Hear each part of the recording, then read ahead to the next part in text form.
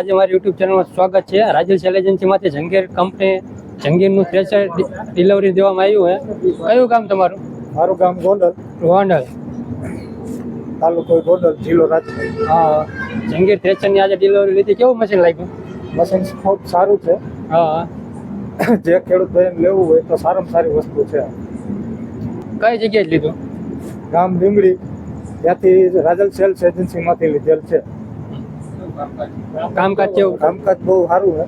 જે ખેડૂત ભાઈને લેવું હોય તો રાજલ સેલ્સ એજન્સીમાં આવી લીંબડી ગામમાંથી આવી લઈ જાઓ।